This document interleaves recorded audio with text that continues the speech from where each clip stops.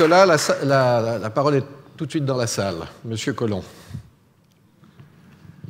Lord Turner, le nouveau régulateur financier anglais, a fait une déclaration indiquant qu'à son avis, le système financier était hypertrophié et qu'un des objectifs devait être de ramener le système financier à une taille plus convenable, ce qui veut dire dans le fond que le système financier dont tout le monde considère qu'il est essentiel pour l'économie physique avait eu des développements qui, eux, dans l'esprit de Lord Turner, ne sont pas extrêmement utiles à l'économie réelle, mais présentent par contre des risques trop élevés. Je voudrais savoir si les membres du panel partagent ce jugement. Merci. Je prends les questions par deux, et si elles peuvent être les plus courtes possibles, madame.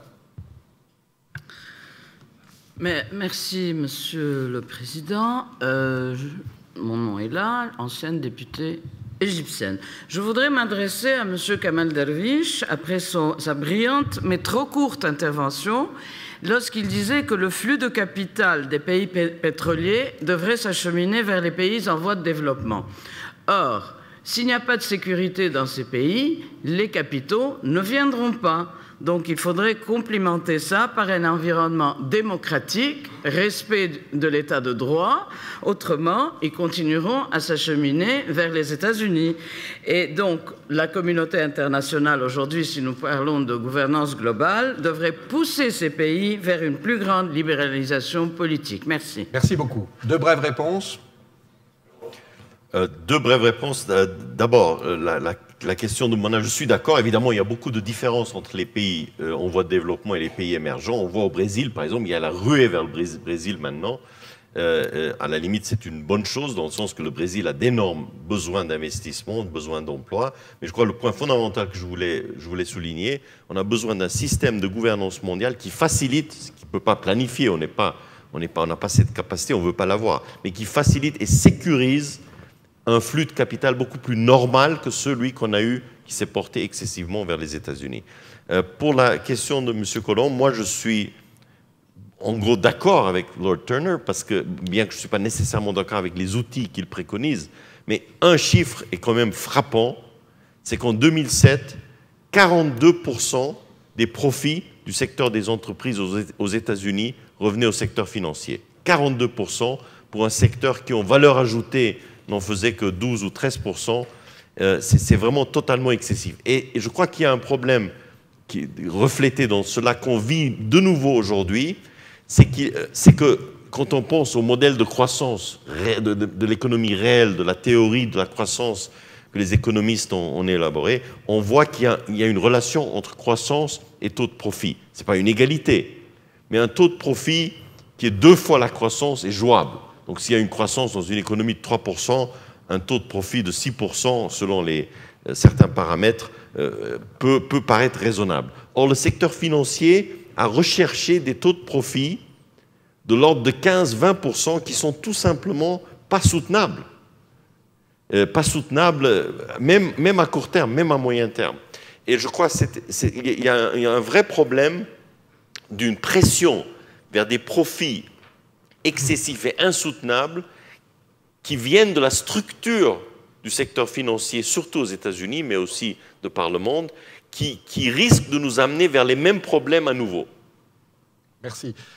À propos de Lord Turner, moi, ce que je trouve absolument spectaculaire dans ces déclarations, c'est que c'est le premier, avec l'autorité qui est la sienne dans ses fonctions, à avoir dit en plain English que l'économie financière était devenue une économie de rente, qui tournait à son propre avantage et avait perdu le sens du rôle qu'elle devait jouer pour l'économie dans son ensemble. Nicolas.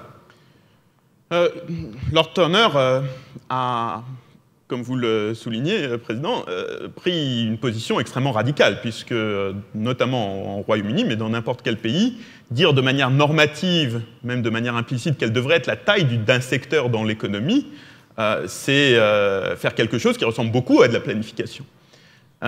Deux remarques à ce titre et sans clore le débat.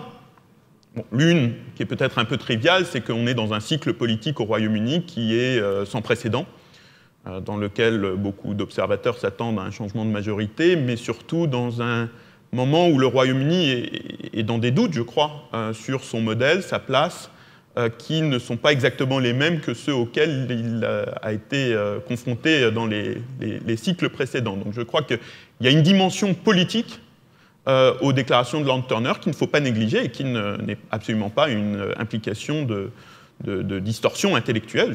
Il croit évidemment à ce qu'il dit, mais qui me paraît essentiel. L'autre, qui est un chiffre, qui m'a surpris. Si vous prenez la part des entreprises financières, banques et assurances principalement, dans les 500 plus grandes entreprises mondiales, le FT, le Financial Times, publie tous les 3 mois un classement des 500 plus grandes entreprises mondiales. Je suis à 1 ou 2% près, je ne sais pas si je vous donne les chiffres tout à fait exacts, mais la tendance est la bonne. Juste avant la crise, cette part des entreprises financières était à peu près de 30%. Au plus bas, qui était fin mars dans cette logique trimestrielle, elle était de 20%, donc elle avait baissé de 10 points, 30 à 20. Aujourd'hui, fin septembre, elle a remonté à 25%, ce qui est son niveau de moyenne au début de la décennie. Donc on est finalement revenu, on est remonté au niveau de la première moitié des années 2000 en termes de place de l'économie financière après l'arrêt cardiaque de la fin de l'année dernière. 2 questions dans le fond là-bas. Oui, ma question concerne en réalité les 2 sessions d'hier et d'aujourd'hui qui sont consacrées à la régulation économique et financière. Je me demande dans quelle mesure on peut parler de gouvernance dans ce domaine si on ne traite pas le sujet de la monnaie. On a besoin d'une monnaie internationale de réserve et d'échange. Et est-ce qu'il peut y avoir une gouvernance si cette monnaie est à la fois une monnaie nationale et une monnaie internationale ?